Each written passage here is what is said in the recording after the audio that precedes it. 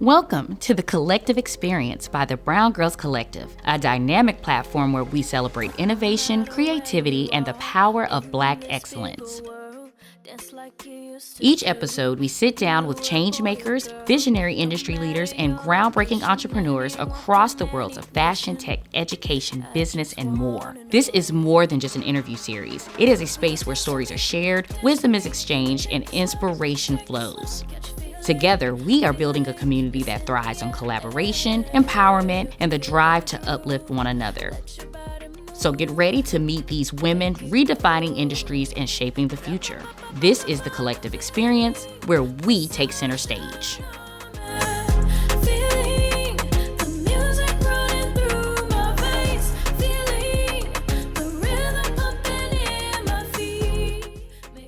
Thank you to our advertisers, DJ Carson of Carson Law, Michael Bailey of the Minority Info Network, and Patrick Sapp of the Universal Therapeutic Services. Make sure to check them out. Welcome to the Collective Experience, brought to you by the Brwngrlz Collective, your space for inspiration and connection. I'm your host, Sierra Hampton. Today, we're excited to introduce Milon, a visionary filmmaker and founder of MVP Productions. Over the past 13 years, Milon has dedicated her career to crafting meaningful stories that amplify unrespected voices, particularly within the LGBTQ community. With many more than 7 films to her name and 5 currently streaming on major platforms like Peacock, Tubi, and Amazon Freevee, she has proven the transformation power of authentic storytelling. With beginning as a passion has evolved into a mission to foster conversation, inspire change, and create representation in spaces where it's often been lacking. MVP Production is a shining example of how independent filmmaking can resonate with audience around the world. Join us as we dive into Milon's journey, her creative process, and the impact of her incredible work. Welcome, Milon. Hey, hello. How you doing? Thank you. Good. How are you? I'm good. I can't complain. You know, it's cold out here, a lot of snow, but I mean, I'm in the house today, so I'll have to do it now. And where you snowed in at? Chicago. Ooh, how much snow do y'all have up there? From the looks of it right now, it look like it's about 5 inches. Yeah. What do you do in the weather like that? Like besides stay in? I mean, I still like to navigate around, so I would probably shovel, get out, go maybe somewhere to eat, maybe to the mall. Like, I don't like to just be trapped in the house just because of the snow. I know how to drive in the snow, even though a lot of people don't.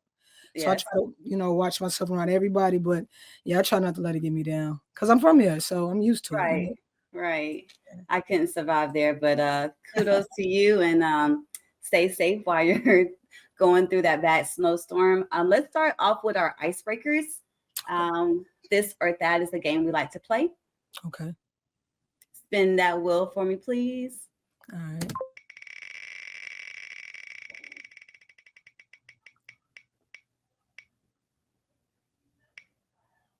Okay, what does it say? Okay. Okay. Hair up or hair down? As far as like, well, I have hair now, so me or... Well, I did kind of dive into your little background. I know that you are married. So what is your preference for your wife? Hair up or hair down? Let's ask that question. I'm gonna be honest. It really depends on where we're going. Okay. Like if we're going out to a nice fancy restaurant or something, I want her hair up if she has a nice gown on to show her face more. Okay. But if we just run into the mall or doing something like that, she can have her hair down or in a ponytail. Do you have a lot of say in how her hair is? Like, babe, I like it straight. I like it curls. No. Okay. Not at all. She don't listen to me at all. Okay. Her hair's, I make like some kind of like, hey, she will ask me. I won't say that. She will ask me like, man, what do you think about this? Should I do it like this today for this? I'm like, yeah. So she will, but it's only rare. Like we really going somewhere, she'll trust my opinion. But now she like, no, I'm doing my hair. I'm like, all right. Okay. That's enough. Let's go into our next one. Spin that wheel for me, please. All right.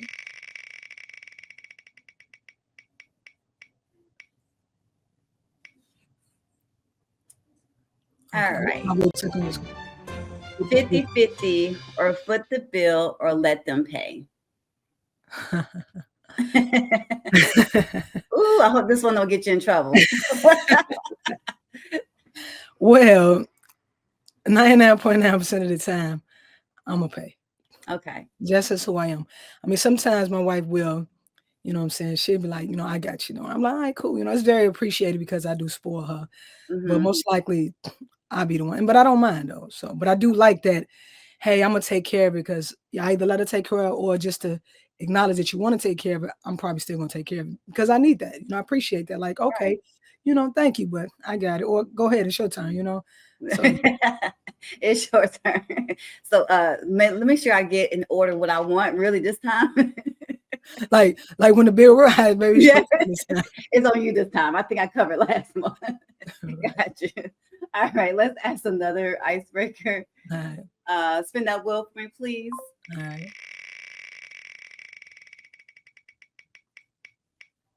Major love to our sponsors for stepping in to make all of this happen. IAS Games for family and friend game nights. Out the Barnz Entertainment for your video editing needs. Camera Guys Ent for video photography and your editing needs. Intro music by Sedasia and music provided by Drea. Your contributions keep us going and help us grow. All right. Another one we're gonna ask about your wife. What's your preference? Me personally, I love heels. Okay. Do my wife always wear heels? No. Okay. No. It's just uncomfortable. So I try to, understand with that. But I love heels. I mean, she will wear them. Like I said, once again, we're going out somewhere, nice. But she either wear boots. She loves boots. She has so many different kind of boots, a heel boot or regular boots. Or she got her days she want to wear gym shoes, but not often. But she like her boots, like Doc Martens and stuff like that. One with a nice little thick heel boot, So, but I love heels. Huh? Perfect for the weather, Yeah, but I love heels. Heels to me is just. Do you have a certain brand that you prefer?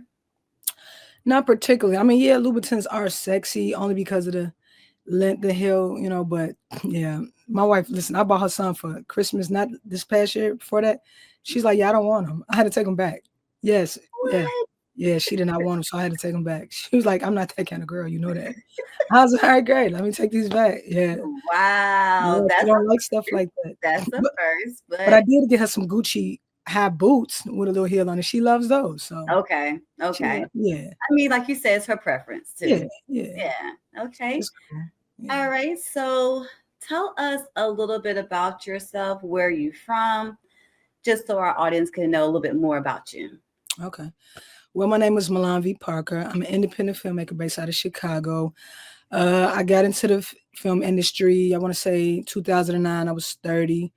I was in a play in Atlanta. It's called Boys Don't Cry, written by Lydia Brown. From there on, my acting just took off after that.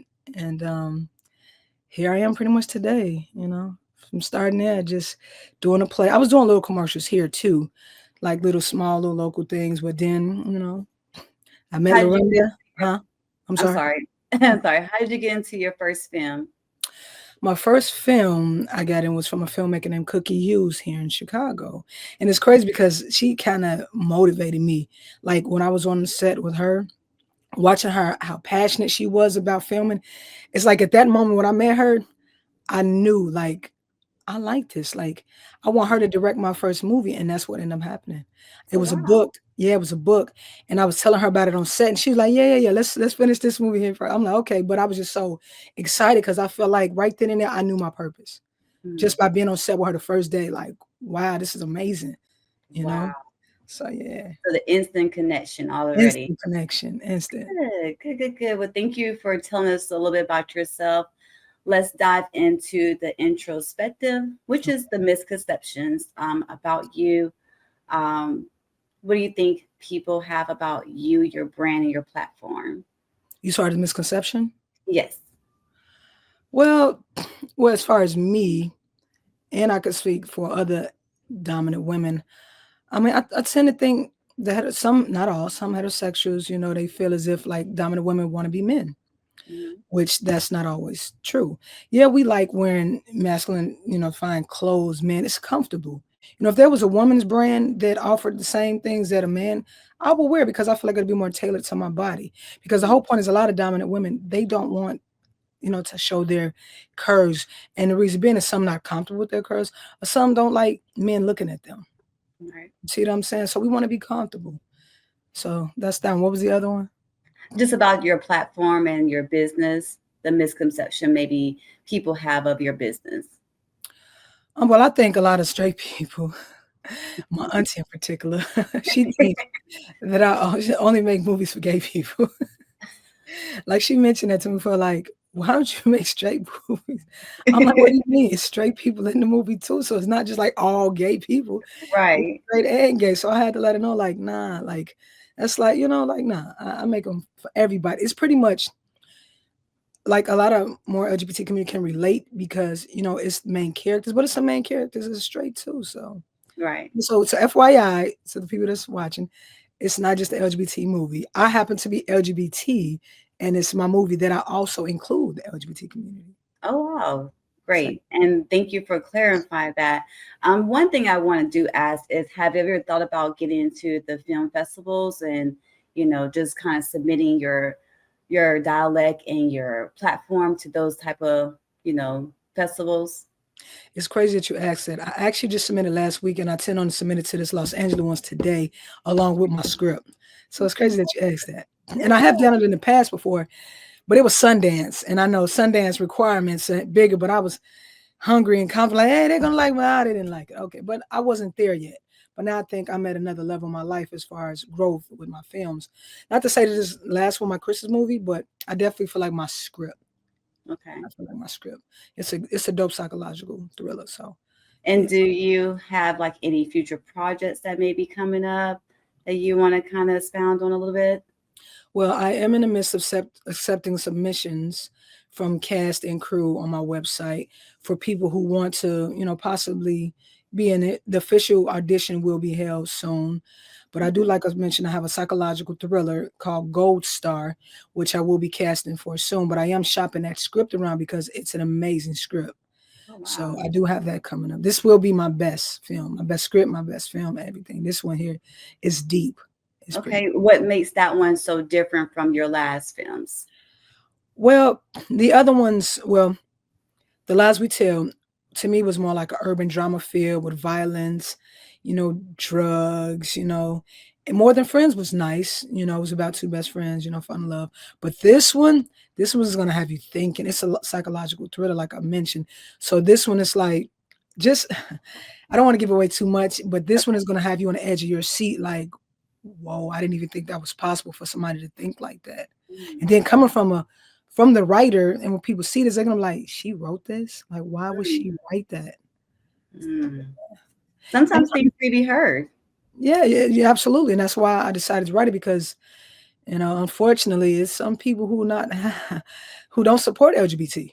Right. So. And just tell us a little bit from the growth from your first film to your second film, now to the one that you're in the works of. What do you see your growth like? Do you see like learning from the first film, I'm gonna change this, go for more this dialect? Just tell us a little bit about that. I'm gonna be honest, I learn from every film that I do. Every film has been a challenge for me. Every one.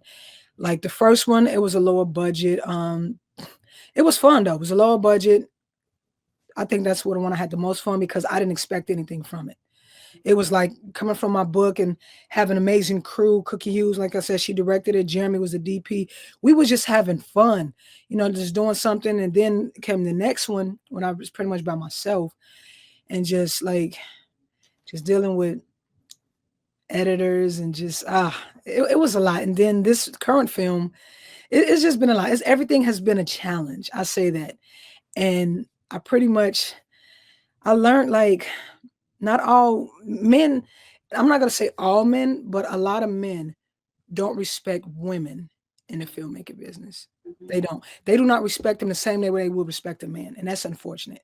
I've dealt with, I'm in the midst of sort of still dealing with it on my latest project. And it's unfortunate. It definitely, what come from out of this, I sort of want an all female crew.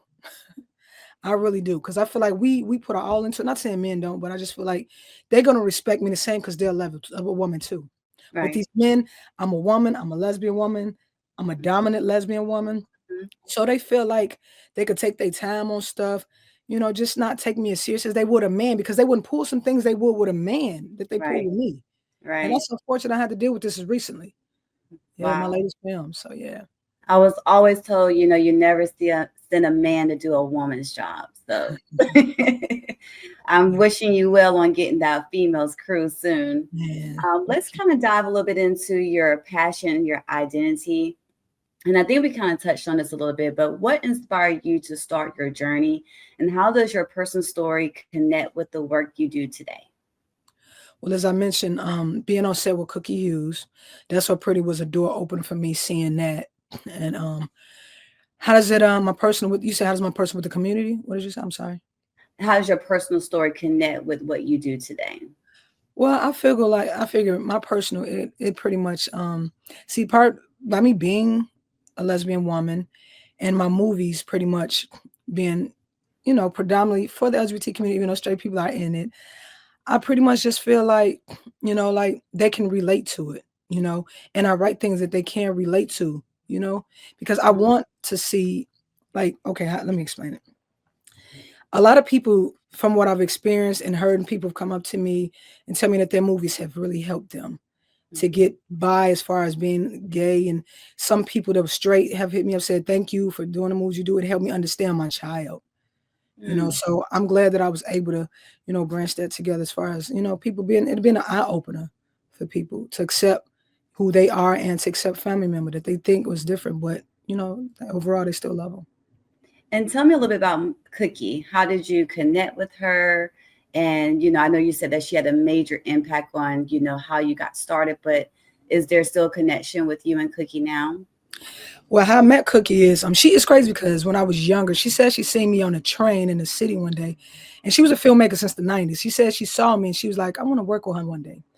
So in 2010, she messaged me on Facebook, and she wanted me to play this character named Marco in her movie called My Mama Said Your Mama's a Dyke. So I was, and the whole point was, my mom was in the movie.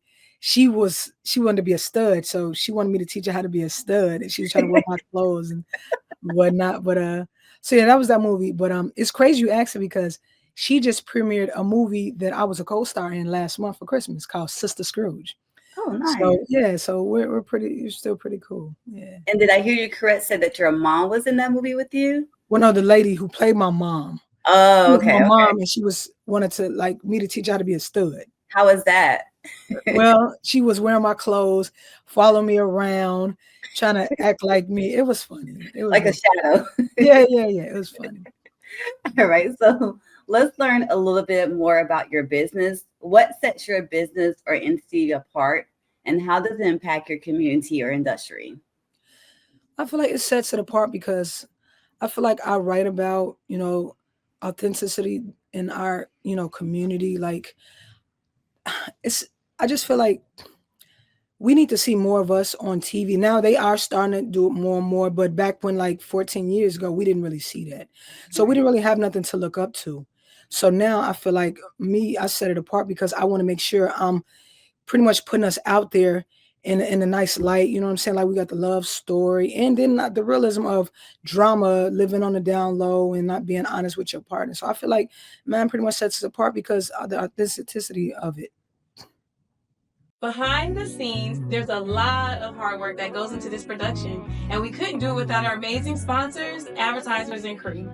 And tell me a little bit about, like, once you got into like the film part, how did you get into writing? Like, what made you start writing about stories that's more relatable? Well, I want to say it was 2000. And look, I remember years here. 2000, I want to say 7. I had a book called Who Was She? But before it was a book, I was with somebody at the time, and we was watching, it was like a movie with like poetry or something. And I was telling her at the time, like, I could write poetry like that. So it pretty much was a challenge. I like started writing just some challenging, like little short little stories. And then I turned it into a book, which is called Who Was She? So that pretty much opened the writing ability. And so after I started writing Who Was She, the book, then I went on to doing The Lies We Tell with the Secrets We Keep. So that's where it all started from. Just a challenge, playing around like, look, babe, I could actually write a story like that too, you know, and it was intriguing. So yeah, it came from my book. Good. We all like a little challenge here and there. One more question I do want to ask is, how does it feel to be like the first person to make films that represents your community? It feels amazing.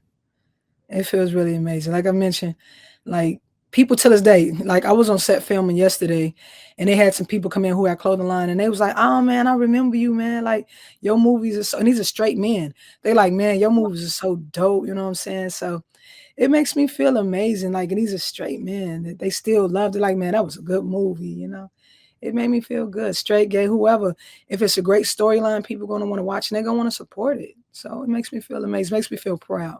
Especially, I'm even more proud that we have more movies out, you know, that are part of LGBT, because it was getting a lot of pressure on me. Like, everybody like, hey, when the next one? I'm like, hey, geez, like, so much pressure. Like, geez, like, I feel like I couldn't make a mistake. I couldn't mess up.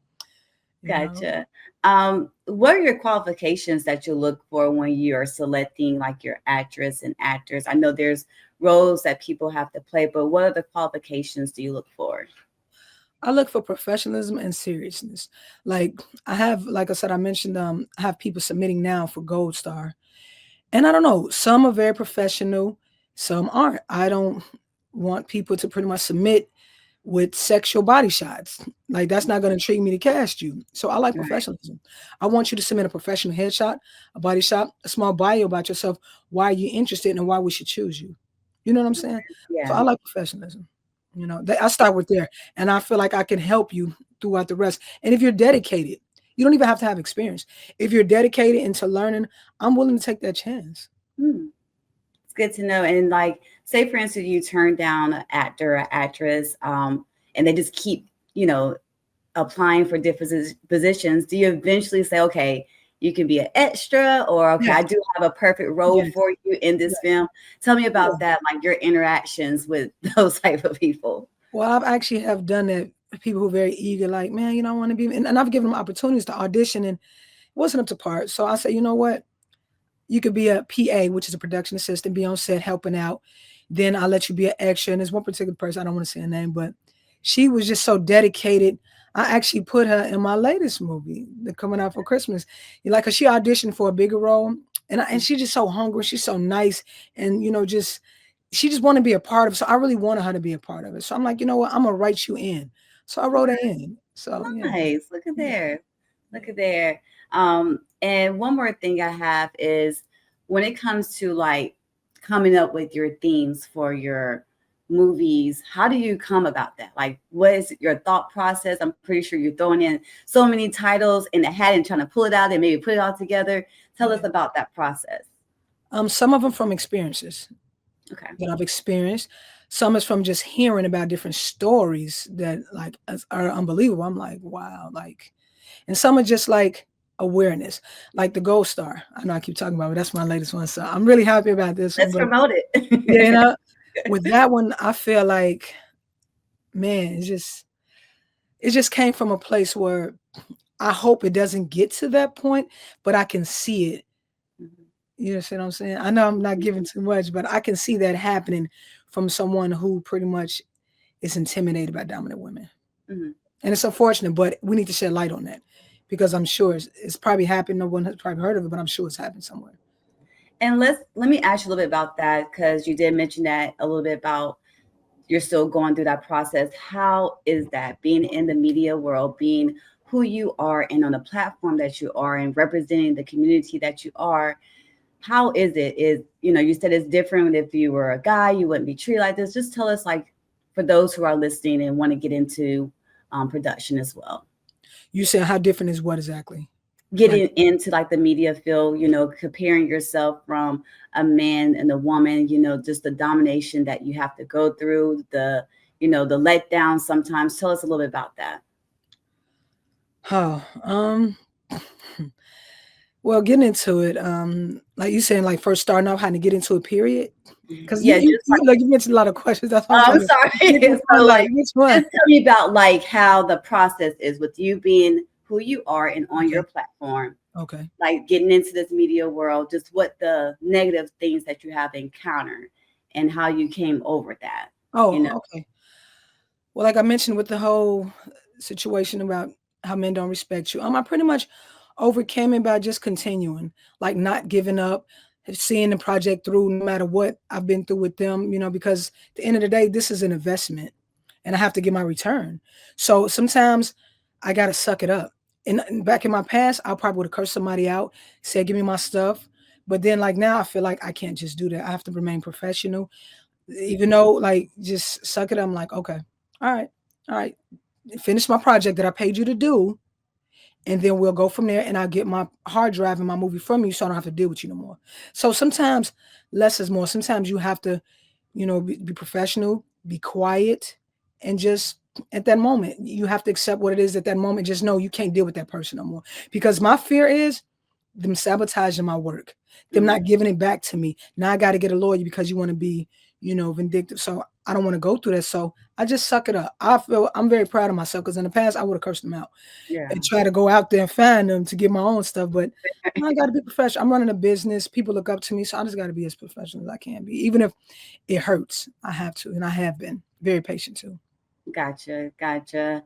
Let's know a little bit about what is your why.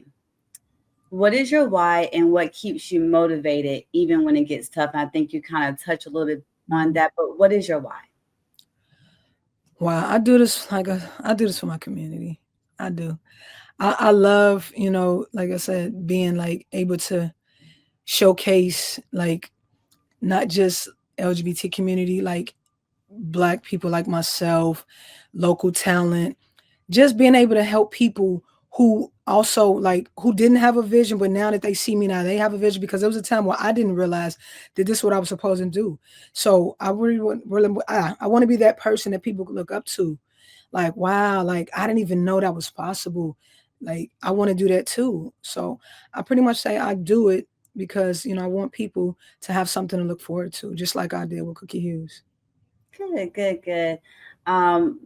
So what is your legacy and impact? What impacts you to hope, to make life, and what is your legacy about bringing the Black and brown women to pursue their dreams? So what impact do you have that will make, a legacy for you and your community? Just tell them never give up. Never give up even when it gets hard. Just keep going, see it through no matter what. You can't give up. You can't give them what they want. You got to keep going, And who's your biggest inspiration? Like, who do you look up to? As far as filmmaking or just overall? Filmmaking and overall. I feel like there's some people that's behind you or someone that's keep pushing you to do what you're doing. I would have to look up to my mom. Okay. Yeah, that's my heart. That's my best friend. I look up to her, how much she's been through in life, and no matter what she meant, make sure that I had a great life. So I look up to my mom. Yeah. As far as filmmaking, I know I mentioned Cookie Hughes so much, so I gotta show her, homage. But I definitely look at her. She's from Chicago. She's a Black queer female as well. She doing her thing, Her, I look up to other local filmmakers that's doing their thing that's up and coming. It's a lot. It's a lot of people, a lot of actors, a lot of people that I look up to. And I'm proud of them too, So, where do you think you see your legacy 20 years down the line?